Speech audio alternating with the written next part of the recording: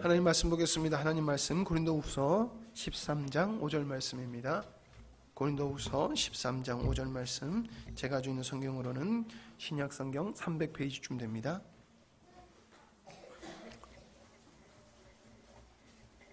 고린도후서 13장 5절 말씀입니다. 우리 한 절 같이 읽도록 하겠습니다. 시작. 너희는 믿음 안에 있는가? 너희 자신을 시험하고 너희 자신을 확증하라. 예수 그리스도께서 너희 안에 계신 줄을 너희가 스스로 알지 못하느냐? 그렇지 않으면 너희는 버림받은 자니라. 아멘. 항상 사람들이 기분이 착잡하기도 하고 설레기도 하고 그러지요.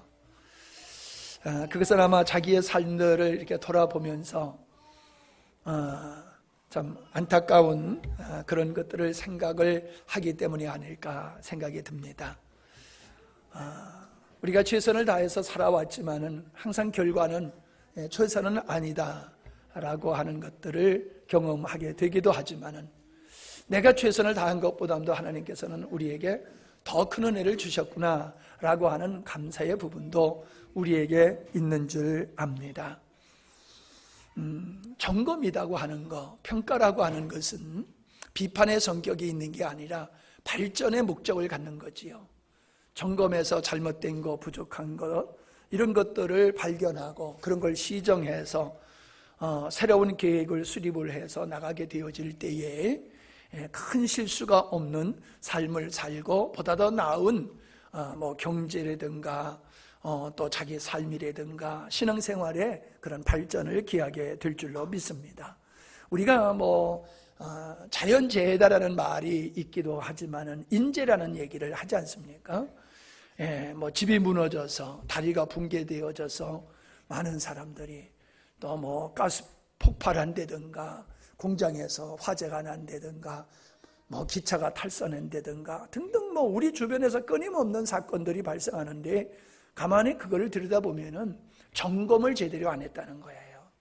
처음에는 완벽하지만은 세월이 지나가면서 자꾸 이게 부식이 되고 문제가 생기잖아요. 그러니까 점검을 자꾸 해야 되는데 점검을 게을리 하다 보니까 또 부주의해서 다치고 사고가 나는 일들이 많습니다.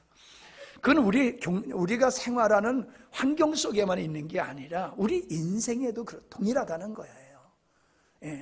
우리 인생에도 우리가 우리의 인생을 잘 이렇게 점검하면서 잘못된 것이 있나 살펴보고 좀 부족한 것, 문제 있는 것 이런 걸 다 잡고 이렇게 하면서 나가야지 큰 실수 없이 살아가는데 그냥 밥 먹고 사는 게 사는 것 같이 아무런 생각 없이 살다 보면은 내가 하는 일, 이 일로 말미암아 끔찍한 재앙이 앞으로 불행한 사건이 올 수 있는데도 불구하고 그걸 아무렇지도 않게 방치하고 있다가 아이들이 문제 생기고 가정에서 문제가 생기고 사람과의 문제가 생겨가지고 참 인생을 힘들게 살아가는 그런 일들이 막 발생한다는 거죠.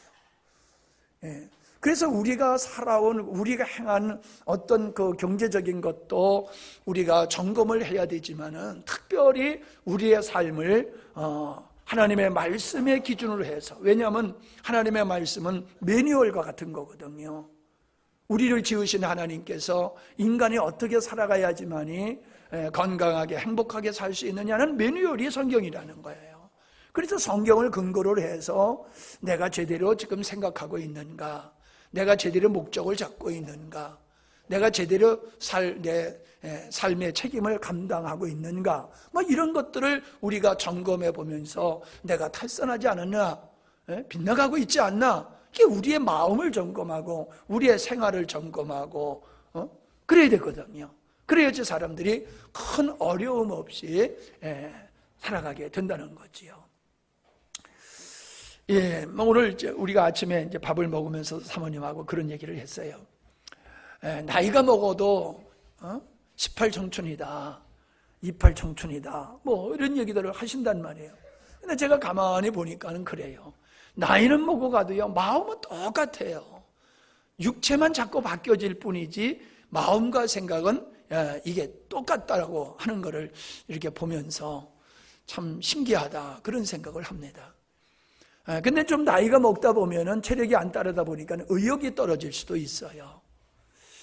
그 생명이라고 하는 것은 동일하지만은 생명의 특징은 멈추지를 않는다는 거예요. 생명의 특징은 계속해서 발전하게 되어 있다라고 하는 거지요. 제가 어깨가 아파서 병원에 갔더니 그 의사가 그래요. 진단을 해보더니 목사님이 간이 좀 안 좋아서 어깨가 아프신 거네요. 그래요. 사람들이 뭐 50견이다 뭐 이런 얘기들 많이 하는데 나도 그런 거 아닌가 그랬더니 그게 아니고 간이 좀 안 좋아서 그러니까 간을 치료하면 좀 나을 텐데 이게 금방 낫지 않습니다. 그러는데 그 양반은 치료하는 게 항상 오래 걸려요. 그러니까 지루해요. 이것도 몇 달 병원에 드나들어야 되는 게 아닌가 하고 치료하는 생각이 들면서 반신반의로 제가 한 주에 한 번씩을 꼭 이렇게 갑니다. 그런데 주사를 맞아도 여전히 아파요. 그러니까 이게 진짜 치유가 되는 건지 안 되는 건지 의심도 생기고 짜증도 나가지고 내가 자꾸 뭐라고 그러니까 그 양반이 짜증 섞인 말로 그러더라고요. 목사님이 이 아픈 게 정상이에요. 그래. 우리의 신체의 어떤 부분이 잘못되면은 통증으로 나타나는 게 그 정상이래요. 근데 통증으로 안 나타나면 그게 문제라는 거예요. 그러면서 목사님 배고프면 먹고 싶지요? 그 먹고 싶은 게 정상인 것 같지? 몸에 통증이 나타나는 거, 감기가 나면 열이 나고 아프고 그게 정상이에요. 그게 안 되는 게 문제예요. 그러더라고요. 그래서 내가 그냥 설교 한 편을 듣는 것 같이 은혜를 입고 왔어요. 제가. 그게 건강한 사람은 먹고 싶은 욕망이 있다는 거예요. 여러분, 여러분의 인생 속에서 목마름이 있어야지 돼요. 그게 건강하게 살고 있는 거예요. 목마름이 없이 인생을 살면요, 그게 나이가 먹어가면은 체력이 떨어지다 보니까는 의욕이 떨어지거든요. 근데 건강한 사람들은 안 그렇잖아요. 많이 먹고 많이 활동하고 의욕이 충만하잖아요. 그게 생명 있는 건강한 사람의 모습이더라는 거지요. 목적이 있고 생존을 위해서 먹고 자는 거 이거 계속 하지 않느냐 이 말이에요. 반드시 열매가 맺어지더라라고 하는 겁니다. 오늘 말씀에 보면은 너희가 믿음이 있는가 너희 자신을 시험하여 너희 자신을 확증하라 그러셨어요. 내가 지금 1년 동안을 살아왔는데 그냥 살아왔다가 아니라 어떻게 살아왔느냐, 제대로 살아왔느냐, 이게 중요한 거거든요. 오늘까지 내가 제대로 못 살았으면 내일도 내년에도 우리는 제대로 못 살아요. 오늘을 근거해서 내일을 사는 거고 미래를 살아가는 거거든요. 오늘 내가 길을 가고 있는데 길을 잘못된 길을 걸어가면 빨리 수정을 해야 되는 거거든요. 그래서 저는 오늘 이 시간에 우리들이 정말로 건강한 믿음의 생활을, 인생을 살아왔는가 하는 것을 점검하는 몇 가지 말씀을 드려볼까 합니다. 주님은 나무를 보아서, 나무의 열매를 보아서 그 나무가 어떤 나무인지를 알 수 있다 그러셨지요. 상식이잖아요. 나무를 보고, 열매를 보고도 나무를 모르면 안 돼요. 포항에 계신 집사님이 9시에 엊그저께 9시에 오셨어요. 9시에 교제하고 11시 다 돼서 가셨는데 그분이 사과를 하세요. 사과를 하면서 그분의 얘기가 뭐냐면은 눈을 보면 안 되는 거예요. 나무 눈을 보면은 이 나무가 건강한 나무다. 어떤 열매가 맺어졌고 앞으로 어떤 열매가 맺어질 게 보인대요. 나무 눈을, 순을 보면요. 그래서 이게 도사네 속으로 제가 그랬어요. 뭐 그분들은 다 아는 건지 모르지만 제가 들을 땐 도사 같더라고요. 그거 보고 어떻게 아나. 근데 우리는 분명한 건 알잖아요. 열매를 보면 이 나무가 아주 실한 나무인지 건강한 나무인지 아주 약한 나무인지는 우리가 금방 알잖아요. 똑같아요. 내가 인생을 살아가면서 내 삶 속에서 어떤 열매가 맺어지는지를 보면은 내가 신실한 나무인지 건강한 나무인지 건강한 인생을 살았는지 잘못된 인생을 살았는지 그거 보면 알 수 있는 거란 말이에요.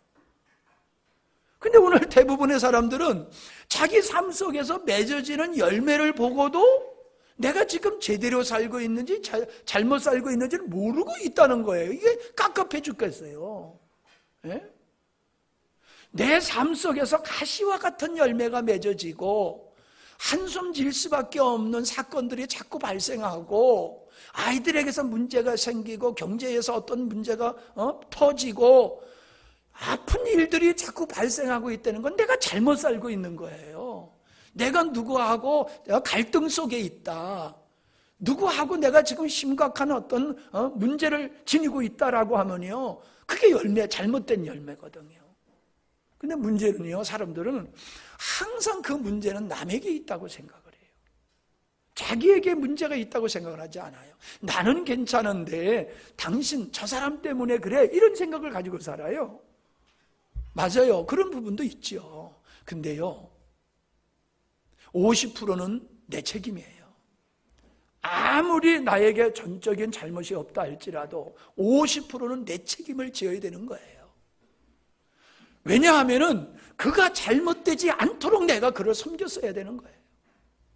그가 나에게 속된 말로 해코지 아니하도록 내가 그를 세웠어야 되고 그를 섬겨가지고 훌륭한 사람으로 만들어 놨으면은 그런 일이 발생하지 않았을 거예요. 잘하겠지, 괜찮겠지, 내 일이 아니니까, 너의 일이니까, 이런 마음으로 방치해 놓고 살다 보니까는 그냥 무너진 거란 말이에요. 저 사람의 마음이 무너지니까 그 사람의 입에서 고운 말이 나에게 안 들려오는 거예요. 짜증 섞인 말이, 신경질적인 말이 돌아오고 불만, 불평이 막 돌아온단 말이에요. 그러니까 감사할 줄 몰라. 이럴 수 있어요. 그래서 아이들이 감사할 수 있도록 가르쳐야 된단 말이에요. 아이들이 감사할 수 있도록 가르치고. 그런 내가 해야 할 역할은 안 하고 그들이 왜 공부 안 해? 공부할 동기는 심어주지 않고 왜 공부 안 해? 너 왜 이렇게 멍청해? 용기를 심어주지는 아니하고 그냥 멍청하다고 하고 이런 식으로 우리가 자꾸 꼬여가는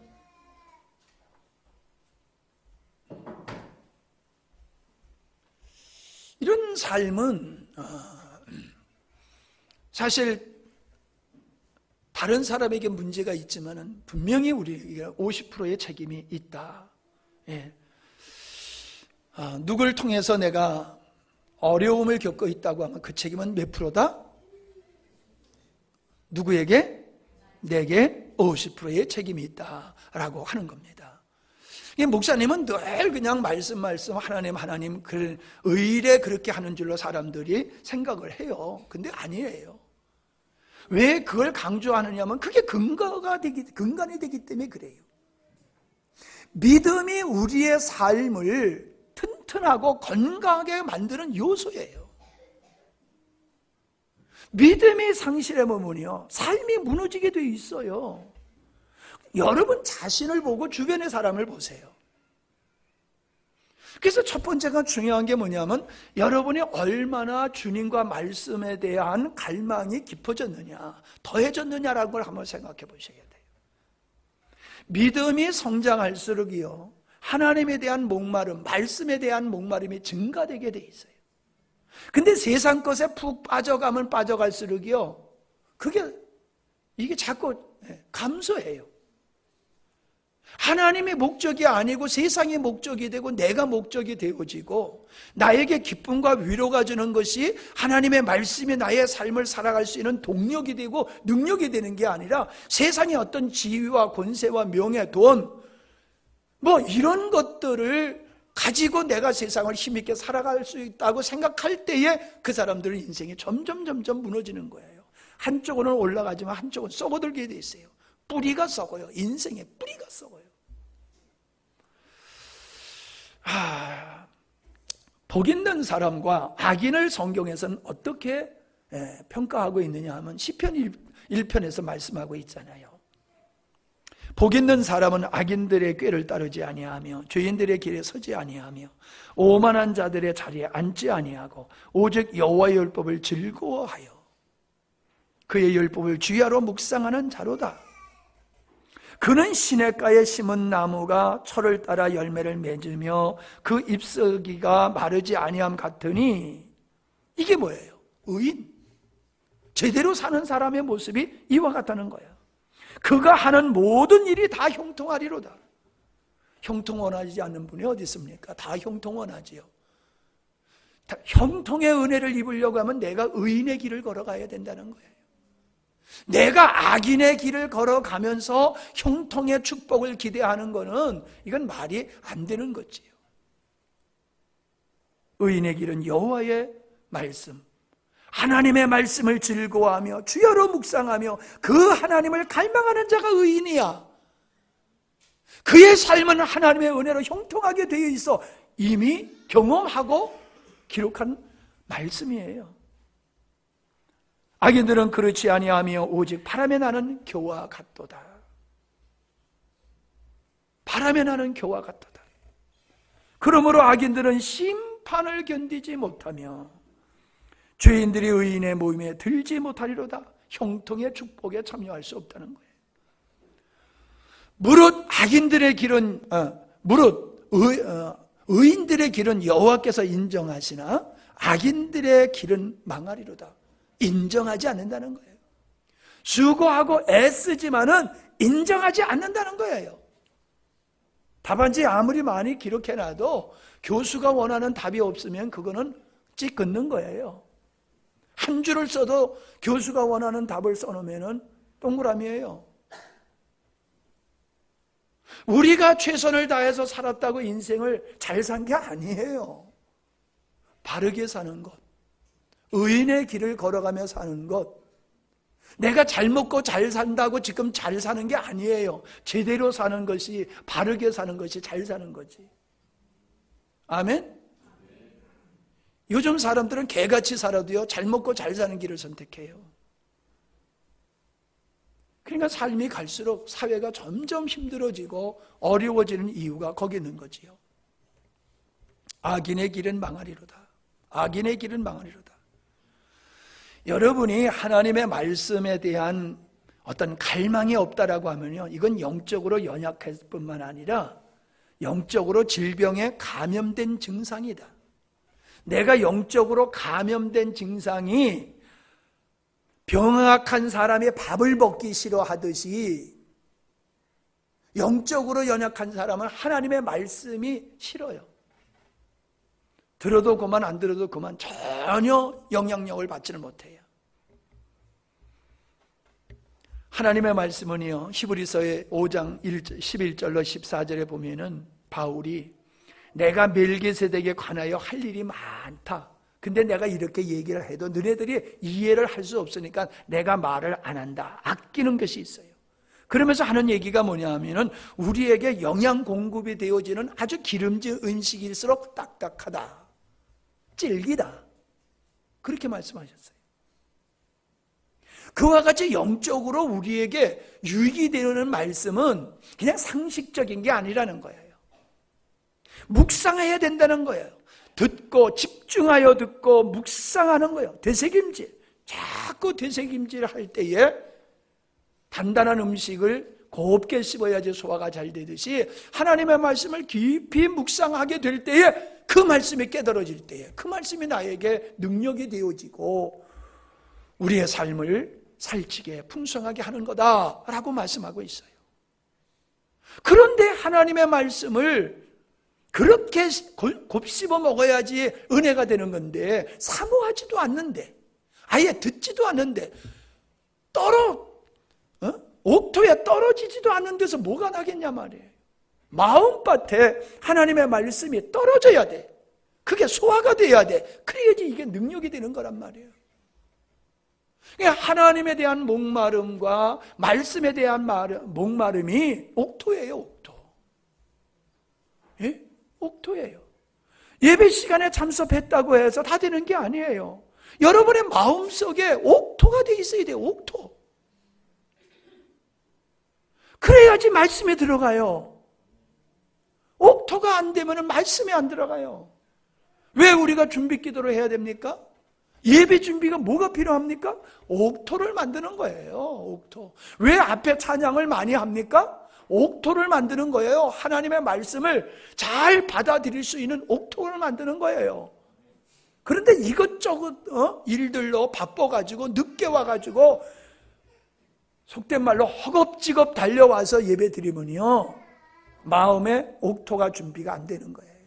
은혜가 안 되는 거예요. 아멘? 굉장히 중요한 말씀이에요. 그 다음에 우리가 중요한 게 뭐냐면은 예배와 기도 생활이에요. 예배와 기도 생활. 이걸 한마디로 얘기하면은 탯줄과 같은 거예요. 탯줄. 태중에 있는 아이가 엄마하고 탯줄이 연결돼서 자라나잖아요. 예배는 종교적인 행위가 아니에요. 사람들이 이 예배를 그냥 종교적인 의식으로 행하기 때문에 하나님과의 만남이 없어요. 생명 있는 말씀을 받지를 못해요.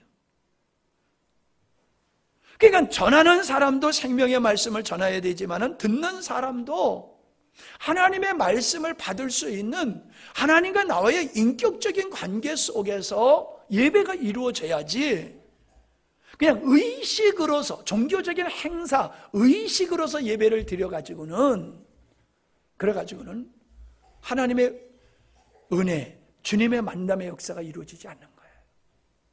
한번 생각해 보세요. 우리가요, 몇 끼만 굶어도 우리가 진단받으려고 한 두 끼만 금식하라고 해도요, 왜 그렇게 먹고 싶은 게 많고 힘들어요? 한 끼만 안 먹어도 먹고 싶은 욕망이 대단하잖아요. 우리가 예배에 대한 그런 목마름이 있어야 돼요. 예배에 대한 그 목마름, 예배를 성공하지 아니하면 견딜 수 없는 이 마음이, 이게 제대로 믿음의 생활을 하는 거예요. 예배 속에 하나님의 은혜를 경험하지 못하도 아무렇지도 않고, 예배에 빠져도 아무렇지도 않고, 그렇다고 하면 그 사람은 종교적인 생활을 하는 거지 영적 생활을 하는 게 아니에요. 아니면 아주 영적으로 어린아이 같기 때문에 뭐가 뭔지를 느끼지를 못하는 거예요. 여러분이 스스로 예배에 관해서 어떤 느낌을 가지고 있는지를 한번 돌아보세요. 생존을 위해서 필수적인 것이 있듯이 우리의 믿음의 생활 속에서의 예배라고 하는 것은 필수적인 것으로 여러분이 느껴진다라고 하면은 여러분은 건강한 믿음의 생활을 하고 있는 거고, 그 건강한 믿음의 생활이 여러분의 삶을 건강한 삶으로 또 만들어가는 것이라는 거예요. 우리는 좋은 음식을 위해서 먼 곳까지 갑니다. 좋은 배움을 위해서 좋은 대학에 들어가려고 돈 들이고 집을 떠나서 해외까지 가서 공부하고 그러지 않습니까? 우리가 살아있는 예배, 생명 있는 말씀, 이거를 듣기 위해서는요, 목마른 사람이 우물을 판다고 우리가 그걸 찾아가야 돼요. 대가를 지불하고 그걸 내 거를 얻어야 돼요. 얻어야 돼요. 그런데 그냥 사람들은 가까운 교회 다니는 게 좋아. 종교 생활을 하려고 그러면 가까운 데 다니는 게 좋지요. 그러나 생명의 믿음의 삶은 어디서나 될 수 있는 게 아니에요. 아무 데서나 되는 게 아니에요. 살아있는 예배 속에서 이루어지는 거예요. 살아있는 예배의 중심은 말씀과 찬양이에요. 말씀과 찬양이 살아있는 예배를 만들어내는 거예요. 주님의 임재가 없는 예배는 그건 종교적인 행사예요. 생명 있는 예배, 은혜가 있는 예배는 주님의 임재가 있는 예배예요. 주님은 두세 사람이 모인 곳에 함께 하신다고 그러셨죠? 그 두세 사람이 어떤 사람일까요? 목마른 사람이에요. 하나님을 향하여 목마른 사람, 말씀을 대하여 목마른 사람, 예배를 생명과 같이 여기는 사람, 주님과의 교제가 없으면 견딜 수 없는 사람, 그런 사람과 주님이 함께 한다고 하는 거지, 이마에다가 이름 써붙여가지고 그리스도인이라는 이름을 써붙여가지고 그냥 둘러앉아가지고 인간적인 모임만 한다고 거기에 역사가 일어납니까? 구역에도 마찬가지예요. 구역에 모여가지고 여러분이 쓸데없는 세상 이야기만 하면 거기에 주님의 임재가 없어요. 한 달에 한 번 모여도 구역에 모여가지고 여러분이 신령한 은혜의 하나님의 말씀 중심으로 주님의 임재 가운데서 모임을 가질 때에 거기서 하나님의 치유의 역사와 기름 부음의 역사가 일어나는 거예요. 아직도 여러분들 만나서 얘기하는 거 보면요, 세상 얘기를 더 많이 해요. 여러분의 마음속에서 입에서 끊임없이 영적인 말씀들이 이게 쏟아져 나와야 되는데 그 얘기를 하면은 다 무거운 진자같이 축 늘어져 버리고, 세상 얘기하라고 그러면 그건 신바람 나게 하고. 제가 포항에서 오신 분한테 난로를 피워놓고 난로로 설명을 막 하니까는 사모님이, 우리 목사님은 요즘 복음 전하면 열받고 난로 얘기하면 열받습니다. 복음 전할 때는 열심히 얘기해. 난로 얘기할 때는 열심히 얘기해. 딴 얘기는 안 해. 가만히 있어. 예, 여러분, 다른 때는 여러분이 얌전해 있을지 모르지만요, 복음 전하는 얘기 할 때는 침 튀겨가면서 미친 사람같이 외칠 수 있어야 돼요. 그 사람이 복음을 아는 사람이에요.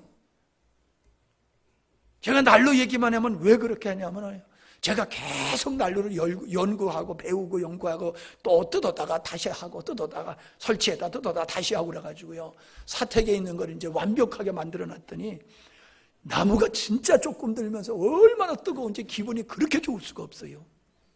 뭘 발견한다는 거, 뭘 만든다는 거, 이게 얼마나 나에게 기쁨을 주는지 몰라요. 진리를 발견하니까 그렇게 좋아. 하나님의 만드신 자연의 원리를 가지고 난로를 만드니까 그렇게 좋아. 예? 이런 것이 우리에게 있어야 돼요. 이런 게 우리에게 있어야 돼요. 그 다음에 우리가 생각해 볼 수 있는 것이, 내가 얼마나 정상적으로 살아왔느냐는 것은 감사의 생활이 증가됐느냐는 거예요.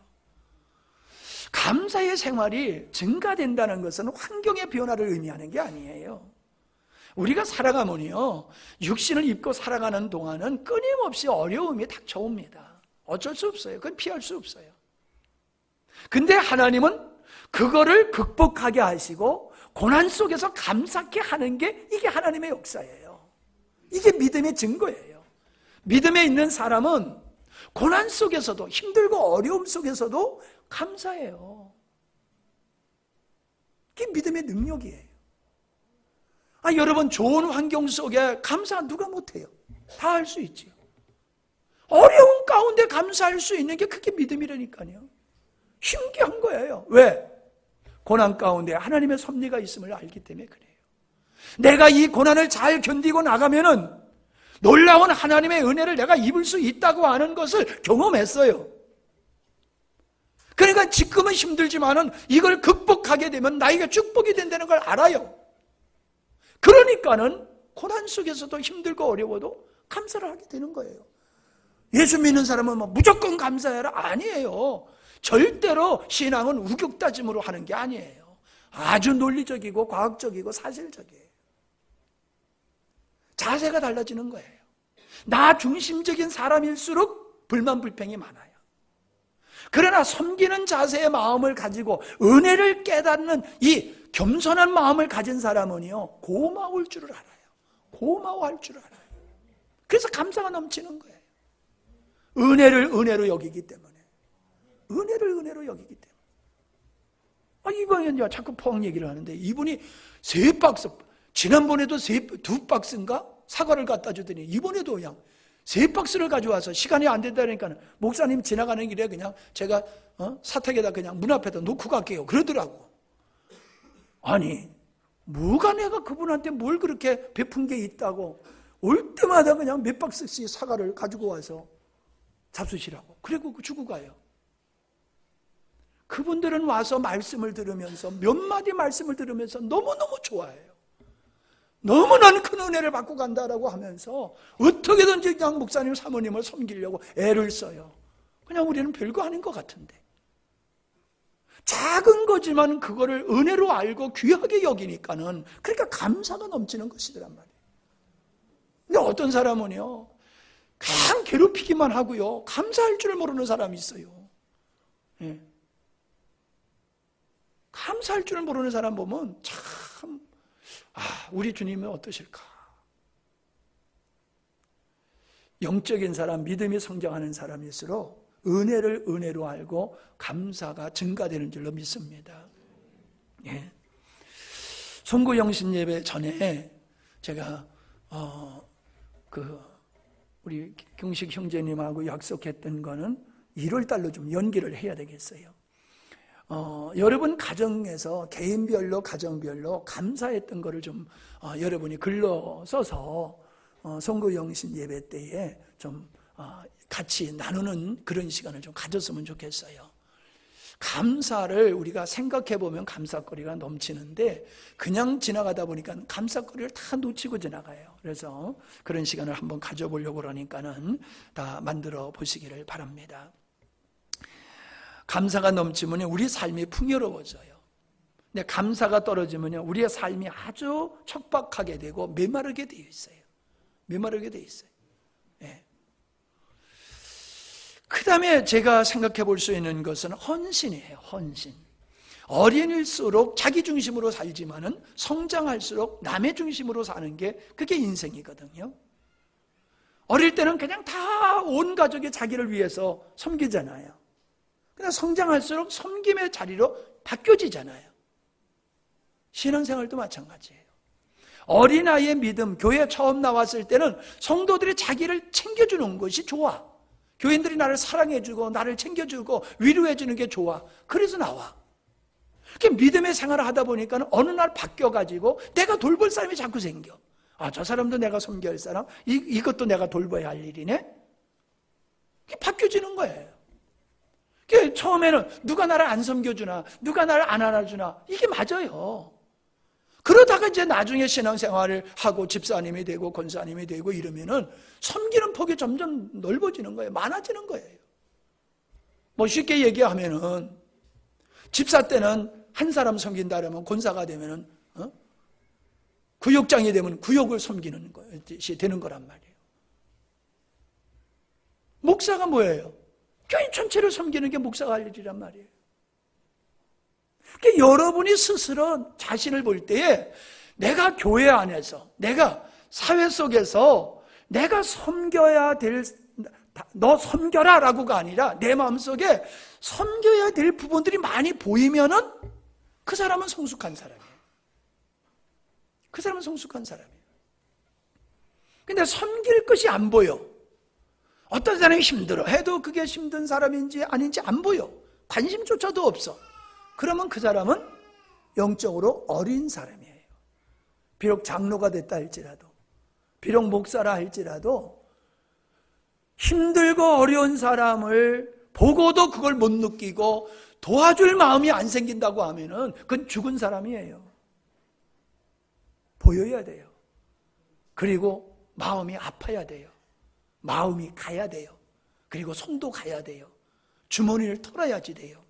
내가 땀 흘리고 수고를 해야 돼요.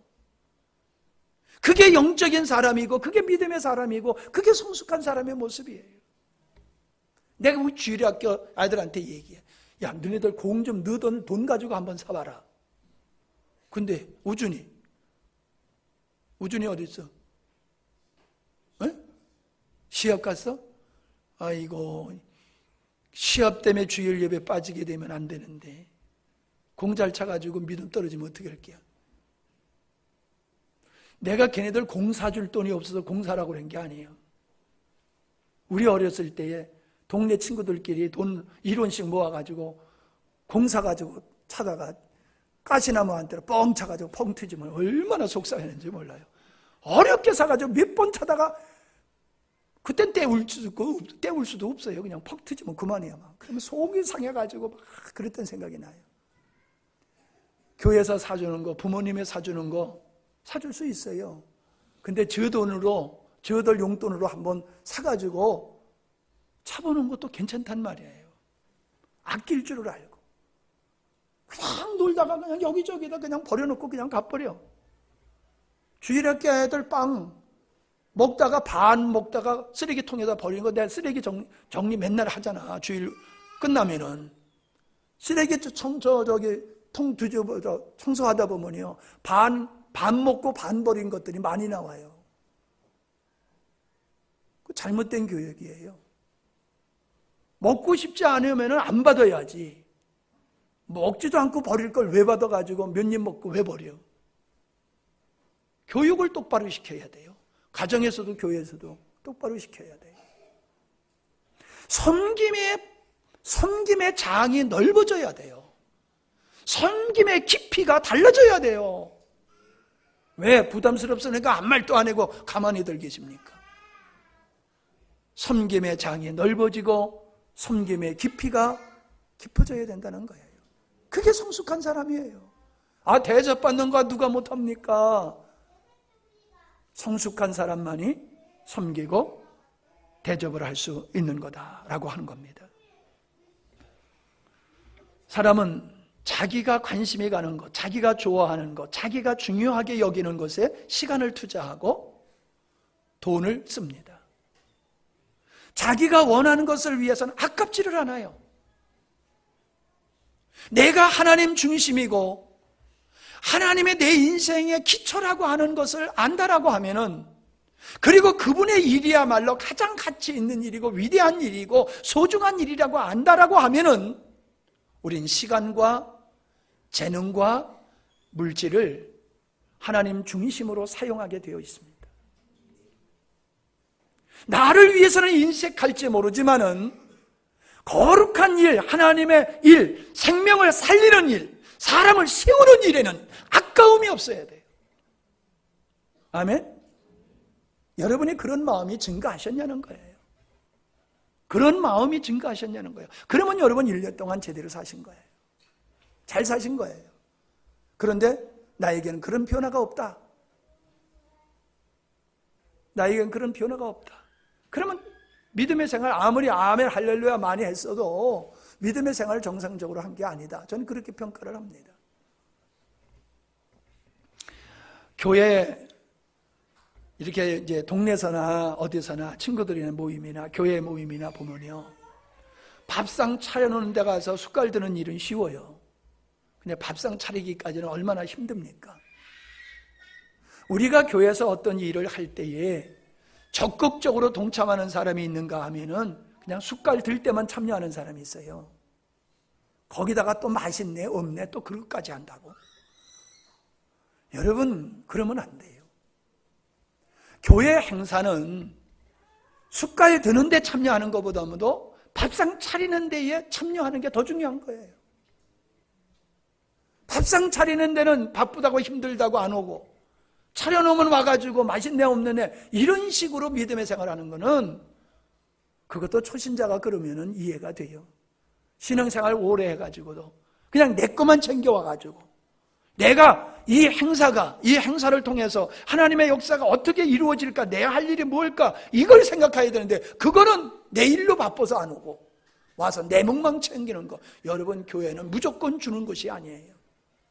교회는 무조건 베푸는 것이 아니에요. 교회는 가르치는 것이에요. 교회는 훈련하는 것이에요.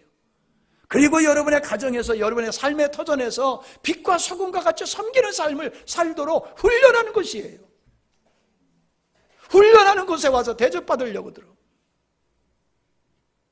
그러면은 본인은 어떨지 모르지만 믿음이 연약한 사람이 보면 시험 들어요. 저 사람은 나보다 신앙생활을 훨씬 먼저 한 사람인데 저렇게 어떻게 섬기는 일에는 저렇게 구경만 하고 자기 몫만 챙기는가. 시험 든단 말이에요. 나쁜 짓을 해서가 아니라 자기 역할, 섬길 사람이 섬기는 일을 하지 아니하면은 다른 연약한 지체들이 시험이 될 수도 있다는 거예요.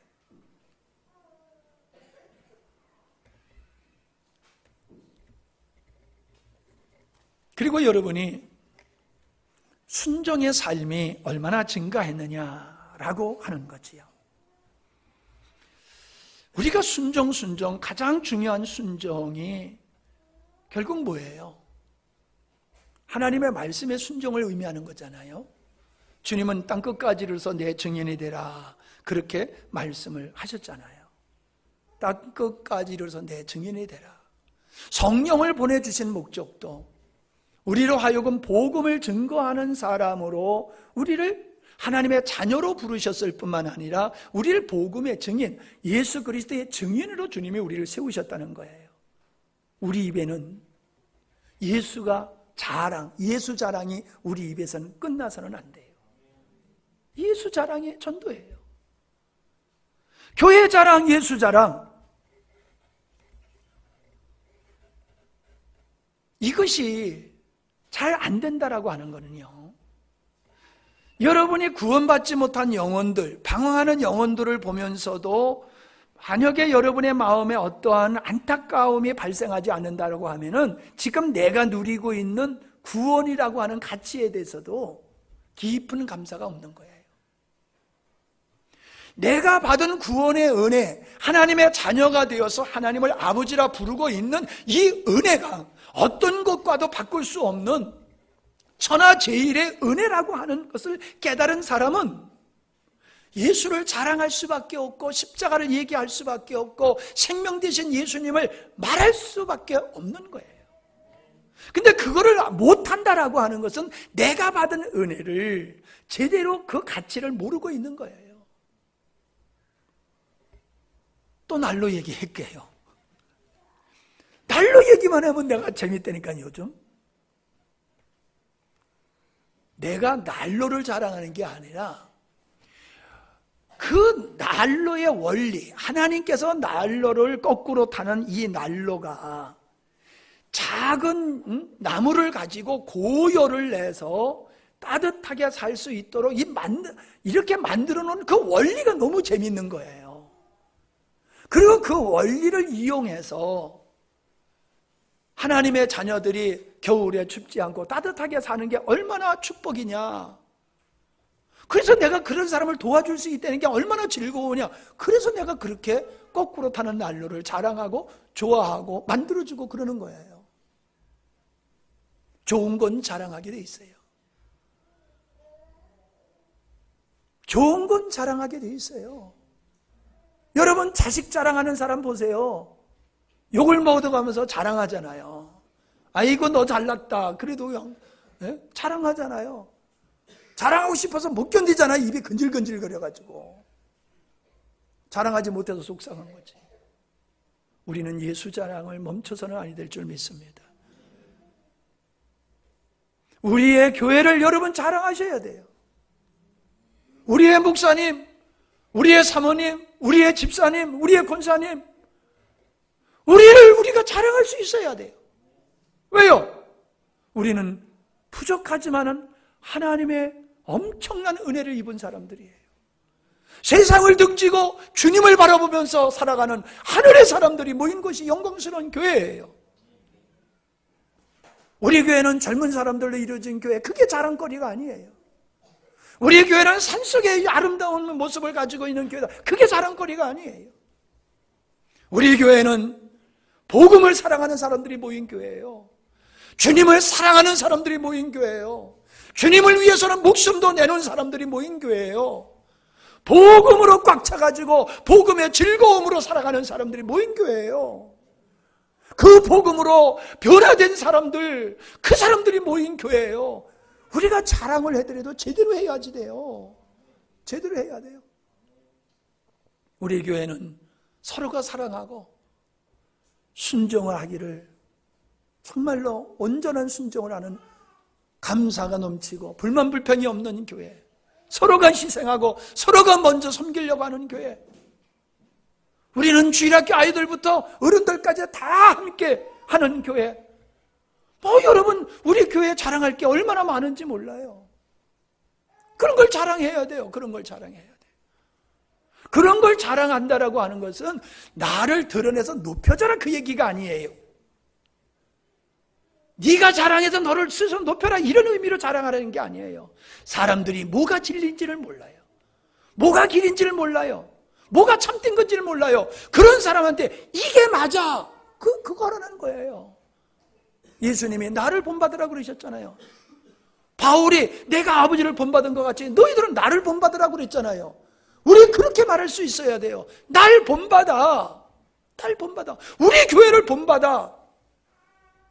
우리 그런 인간적인 자랑이 아니라 주님의 은혜를 자랑하는 겁니다. 주님의 은혜를 자랑하는 겁니다.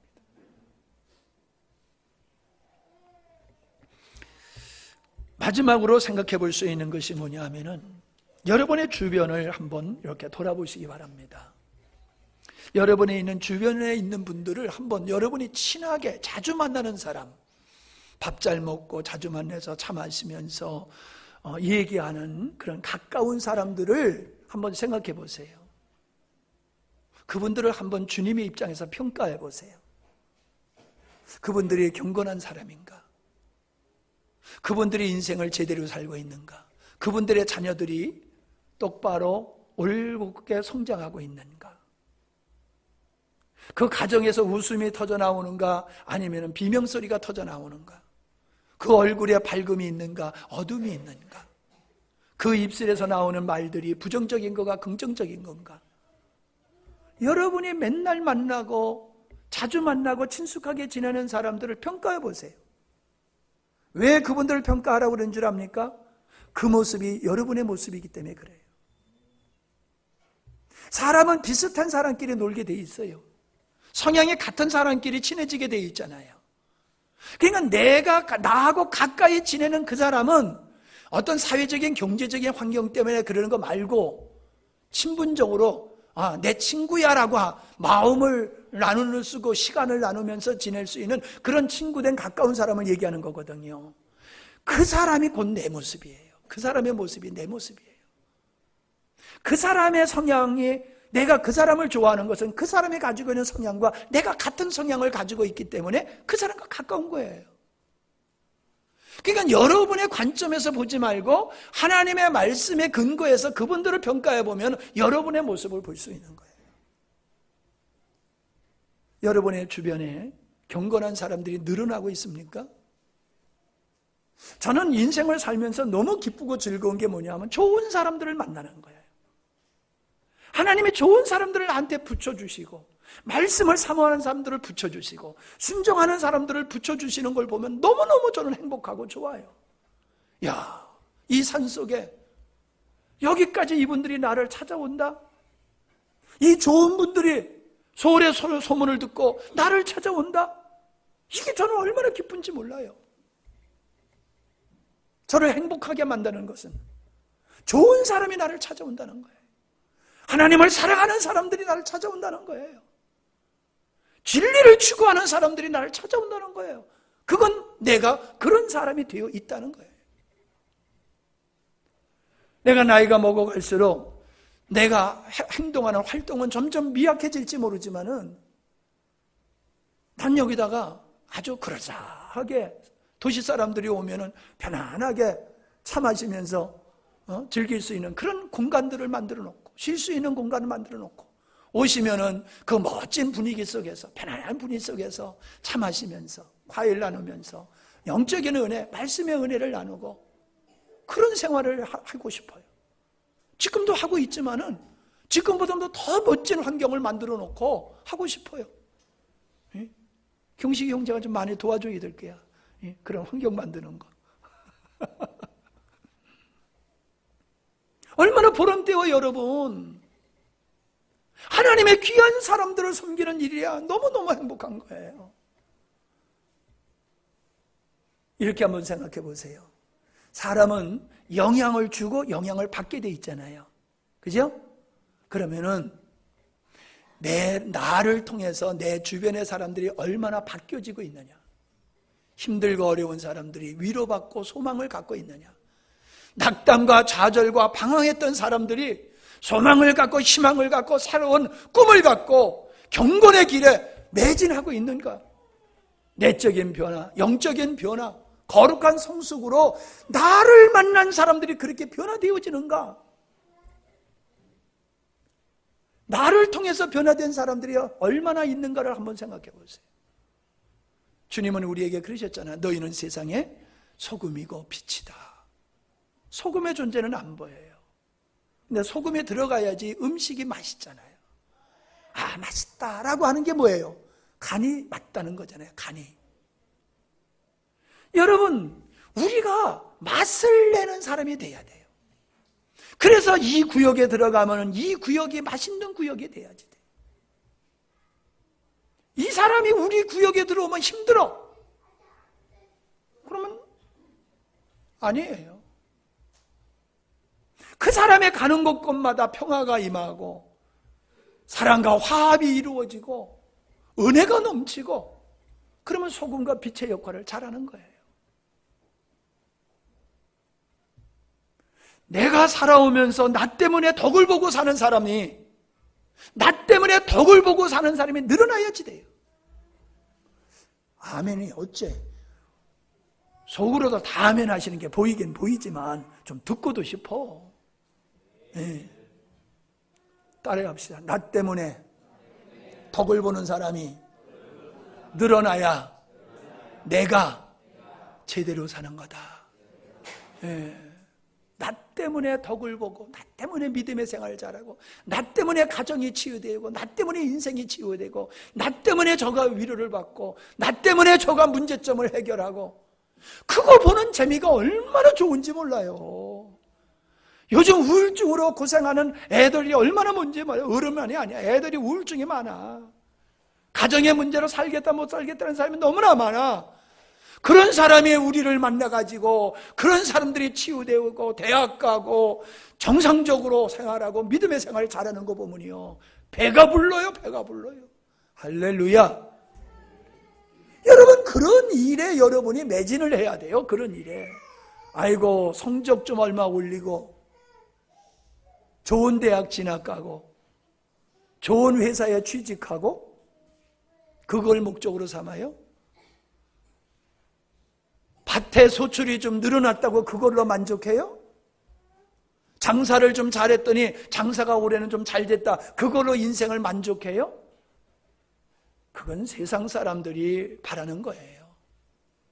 우리는 외양간에 우리의 소가 없어도 감사한다는 말씀과 같이 우리는 환경적인 것을 바라보고 사는 사람이 아니에요. 그건 육의 사람들이에요. 결론으로 말씀을 맺히고자 합니다. 균형이 있어야 돼요. 균형. 어떤 균형이냐? 개인과 내가 개인적으로 좋은 상태가 되어야 되지만은 구역과 교회라고 하는 그 단체도 이게 건강해야지 돼요. 육체가 건강해야 되지만은 마음도 건강해야 돼요. 영적인 은혜도 중요하지만은 양적인 은혜도 중요한 거예요. 우리는 영적으로만 부흥하면 돼. 아니에요. 영적으로 부흥하니까는 양적으로도 부흥해야 돼요. 영혼이 부흥하는 것만큼 육신도 건강해야지 돼요. 제가 늘 말씀드리지만 사람이 죽는 거는 온몸이 죽어서 죽는 게 아니에요. 장기가 다 망가져가지고 균형을 잃은 거예요. 하나가 무너지면은 그 하나가 무너지는 것 때문에 균형이 무너져가지고 죽는 거예요. 집이 무너지는 건 기둥이 다 썩어서 무너집니까? 몇 개 기둥이 썩어지면은 균형을 잃어가지고 집이 무너지는 거잖아요. 우리가 어리석은 게 뭐냐 하면은 잘하는 것만 생각해. 나에게 좋은 것만 생각해. 나에게 단점이 있고 문제가 있는 건 덮어놓고 좋은 것만 생각하고 요거 인정하지 않는다고만 얘기해. 여러분, 우리가 사람과 사람 사이에 멀리 하는 것이, 가까이 하는 사람이 있고 멀리 하는 사람이 있잖아요. 사귈수록. 근데 가까워지는 사람과 멀어지는 이유가 어디 있습니까? 아무리 좋은 점이 많아도 내가 감당할 수 없는 어떤 그런 불편함을 이 사람한테서 내가 느낀다라고 하면은 그것 때문에 그 사람을 멀리하는 거예요. 나쁜 점이 많아서가 아니요. 어떤 한 가지가 사람과의 관계를 막아버린단 말이에요. 그게 동료 관계가 될 수도 있고 상관과의 관계가 될 수도 있고 부부지간에도 그게 가능한 거예요. 형제지간에도 그게 가능한 거예요. 저렇게 좋은 사람인데 왜 저렇게 힘들어할까? 가만히 보면은 이 사람이 결정적으로 싫어하는 걸 가지고 있는 거예요. 그 하나를 견딜 수가 없어. 99가지는 다 좋은데 이 한 가지를 감당하기가 어려워. 그러면은 어려운 거예요. 여러분, 우리가 아름다움을 갖고 나가는 것도 중요하지만은 우리의 내면에 썩은 것, 우리의 삶을 망가뜨리는 것, 다른 사람을 힘들게 만드는 요소가 있다라고 하면은 그거 뽑아버려야 돼요. 그거를 내가 계속 찌르면서 나를 좀 사랑해줘. 나 장미꽃이야. 나 장미꽃이야. 장미꽃에 뭐가 있어? 가시가 있어요. 나 장미꽃이니까 나 사랑해줘 그러는데 사랑하려고 끌어안아 보니까 뭐가 꽉꽉 찔러. 이걸 알아야 돼요. 이거를 알아야 돼요. 내게 가시 있는 건 모르고 나 장미꽃이라고만 자꾸 그러지 말란 말이에요. 이게 어리석은 인생을 사는 거예요. 그게 어리석은 인생인 거예요. 그게 균형을 이루라는 거예요. 모든 부분에서 큰 문제가 없어야지. 어떤 부분은 탁월한데 어떤 부분은 심각한 문제가 가지고 있으면은 이것 때문에 아주 그 인생에 심각한 손실을 보게 된다라고 하는 겁니다. 믿음의 생활, 어떤 사람은 교회만 살아요. 가정은 돌보지도 않고. 그건 잘못이에요. 하나님 중심은 하나님 중심이라고 그래가지고 가정 팽개치고 직장생활 설렁설렁하고 그러면 안 돼요. 우리는 세 가지를 아주 똑같이 생각해야 돼요. 하나님과의 관계, 가정, 직장, 여기에서 성실히 빠지면 안 돼요. 여기서 어떤 것 하나 소홀히 여기면 안 돼요. 이 세 가지에 우리는 최선을 다해야 돼요. 이거를 무너뜨리는 일은 용납하면 안 돼요. 균형을 이루시기를 바랍니다. 균형을 이루시기를 바랍니다. 예. 인생의 실패는 균형의 실패다. 이렇게 볼 수도 있는 거예요. 인생의 실패는 뭐의 실패다? 균형의 실패다. 균형을 잘 지키라는 거예요. 자전거를 탈 때 균형을 잘 지키면은 한 발 자전거 가지고도 잘 타잖아요. 눈 위에서 타고 다니는 거라든가 요즘 젊은이들이 타고 다니는 거 한번 올라서 봤더니요. 왔다 올라서자마자 그냥 막 지구가 움직이는데 중심을 잡을 수가 없더라고요. 근데 젊은이들은 중심을 금방 잡더라고요. 예? 술 먹은 사람은 중심을 못 잡아. 나도 술을 어떤 거 하고 한번 먹어봤어. 일부러 먹어봤어. 그냥 소주, 맥주 해가지고 그냥 폭탄주 같이 한번 먹어봤더니 세상이 돌아가. 세상이 내가 돌아가는 게 아니라 세상이 돌아가고 다 땅이 울릉불릉하고 그냥 그러니까 막 높은 데도 낮은 줄 알고 짚고 낮은 줄 알고 짚어보니까 톡 꺼지고 그러니까 비틀비틀하는 거예요. 균형을 술 마시면 균형을 잃어요. 우리가 세상에 빠져버리면 균형을 잃게 되어 있어요. 세상에 취하면은 균형을 잃게 되어 있어요. 균형을 잃으면 넘어져요. 인생이 넘어지고 신앙이 넘어지고 넘어지는 거예요. 어리석은 사람은 계속 한쪽으로만 가요. 계속 한쪽으로만 가요. 그래서 실패하는 거예요. 주님을 얼마나 닮아왔는지, 주님과 얼마나 친밀한 동행하는 삶을 살아가셨는지를 점검해 보시기를 바랍니다. 모든 것은 끝이 있어요. 그때는 반드시 평가가 따릅니다. 그리고 보상이 따릅니다. 보상이 따라요. 잘한 자에게는 칭찬, 못한 자에게는 책임을 묻는 게 이 세상에 있잖아요. 하나님 앞에서도 마찬가지예요. 반드시 우리 인생엔 끝이 있어요. 반드시 우리의 인생의 끝에는 하나님이 책임을 물어요. 책임을 물어요. 보상을 준단 말이에요. 보상. 여러분, 그 보상을, 아름다운 보상을 받기를 바랍니다. 이 땅에서부터 보상을 누리기를 바랍니다. 상벌은 피할 길이 없는 거예요. 내가 살아온 삶에 대한 결과에 따른 상벌은 피할 길이 없어요. 오늘 여러분이 여러분의 삶을 정확하게 점검을 하고 평가를 해서 만회의 기회로 삼으시기를 바랍니다. 마지막 날에 주님은 마지막 날에 우리가 주님 앞에 섰을 때에는 기회가 끝난 상태입니다. 그때는 상벌만 받을 것이지 그때 만회할 수 있는 기회는 없어요. 그렇기 때문에 지금이 기회입니다. 오늘 말씀의 말씀을 안 드렸는데 마지막 결론의 말씀이 그거예요. 따라갑시다. 오늘이 기회다. 오늘이 기회다. 이게 오늘 제목이에요. 말씀의 제목. 오늘이 기회다. 철저하게 점검하고 새 마음으로 새해를 맞이하는 이러한 여러분이 되시기를 주의 이름으로 축원합니다. 아멘. 하나님 감사합니다. 아픈 일도 힘든 일도 있었지만은 돌아보면은 그거는 경미한 일이었고 그 속에 놀라운 하나님의 은혜의 축복의 섭리가 있었음을 우리가 또 경험해 왔습니다. 과분하게 하나님은 우리에게 은혜를 베푸셔서 오늘의 삶을 살 수 있도록 역사하신 하나님을 찬양합니다. 오늘이 기회다. 우리의 삶을 솔직하고 철저하게 점검해 보면서 세상적인 관점이 아니라 하나님의 관점 앞에서 주님이 나의 삶을 어떻게 평가할까를 돌아보면서 시정할 것은 시정하고 교정하고 수정해서 새로운 삶을, 아름다운 삶을, 휘함이 없는 삶으로 나갈 수 있는 그 기회를 우리에게 주심을 감사함을 드립니다. 이제 올해 며칠 남지 않았습니다. 참으로 이 짧은 시간에 우리의 삶을 조용히 돌아보면서 한번 깊이 성찰해보는 시간을 갖고 점검해서 잘못된 것 고치게 하시옵소서. 잘못된 길에 들어섰을 때에 즉시 돌아서듯이 우리들의 삶 속에서 아닌 것은 즉시 버리고 떠나게 하셔서 하나님께서 원하시는 길로 계속해서 수정하여 온전한 모습으로 나갈 수 있는 우리 모두가 되게 해 주시옵소서.